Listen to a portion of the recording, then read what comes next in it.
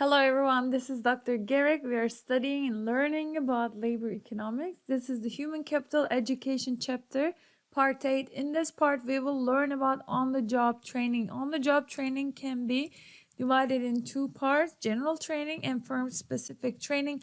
Let's get started. So far, we focused on schooling decision, formal training.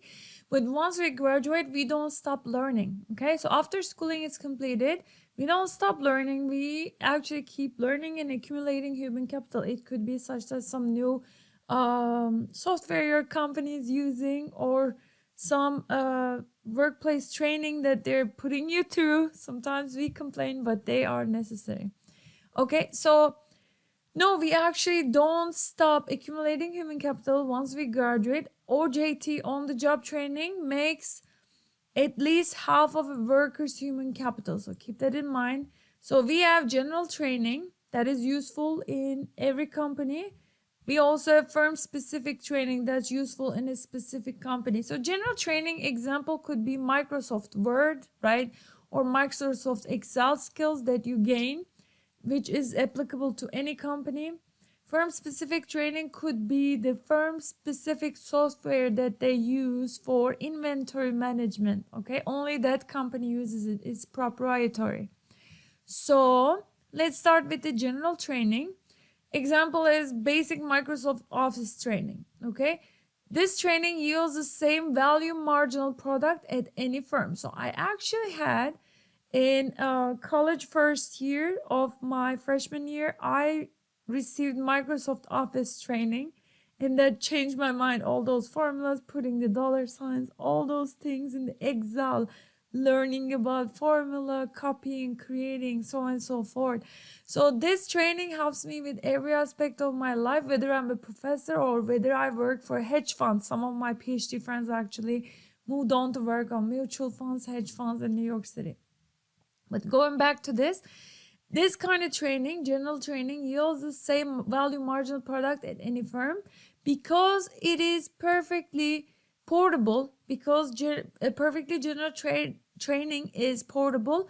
Worker pays the full cost of training and enjoys full benefits. So again, a worker gets a job and about to receive perfectly general training. That happens in the company, but worker pays the cost of training.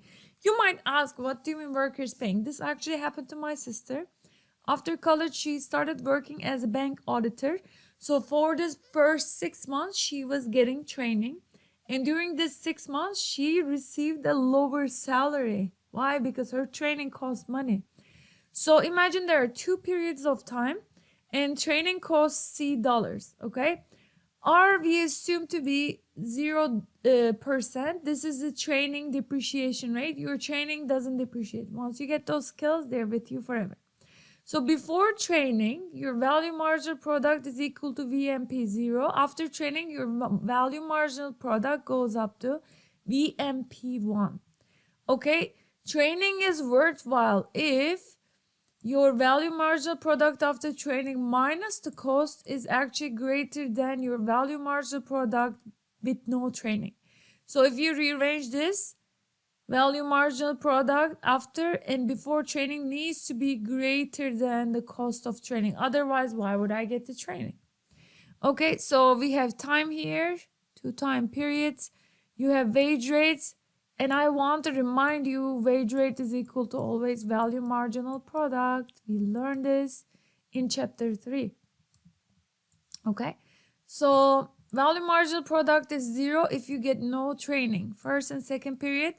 If I get training, I am going to give up the cost of this training, VMP minus C, the first period. So what is this? This is the cost of the training. You subtracted that from the low productivity level. And the higher wages are the wages that are realized after you get to training. This is how much you're going to command.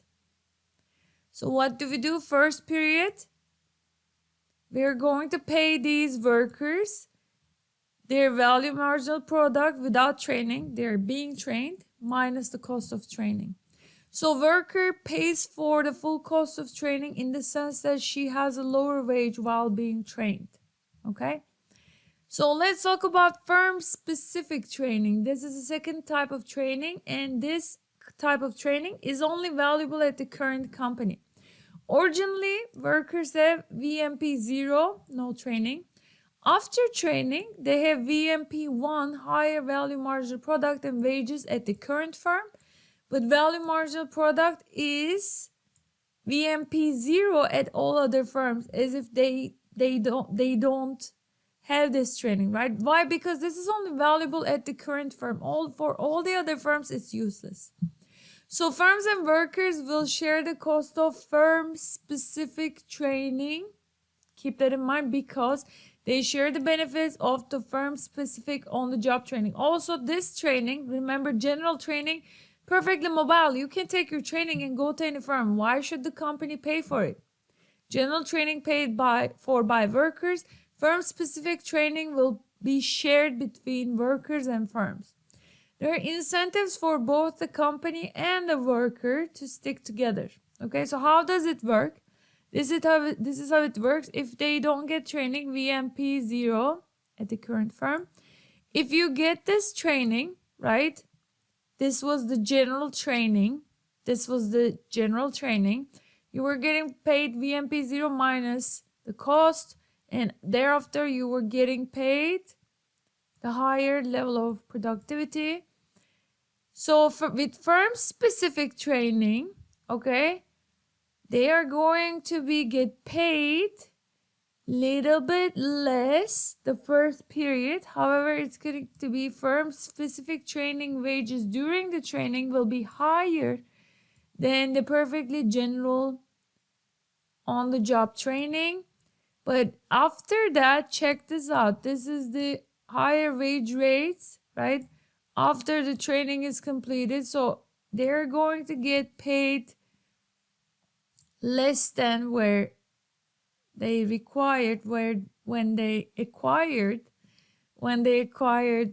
perfectly general on-the-job training. So this is, I'm going to mark it with highlighter. This is no training whatsoever, 2 periods. I'm going to grab blue.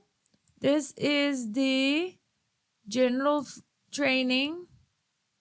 You're going to pay much less during training, but after training, you're going to get paid much more. And with purple, I'm going to mark firm-specific training. Yes, the cost of training is shared in the sense that first period, you pay less of the training, but the company at the end will pay you less. Why? Because if you go to another firm, you can actually only earn this much. They know that your knowledge is only valuable in their company. So this is the, let's delete everything. Wages with firm-specific training, these wages. Okay. And that's pretty much it, folks. We finished the human capital education chapter. And I'll see you in the next chapter, part 1. I can't wait to see you in the next part, and study hard. Bye.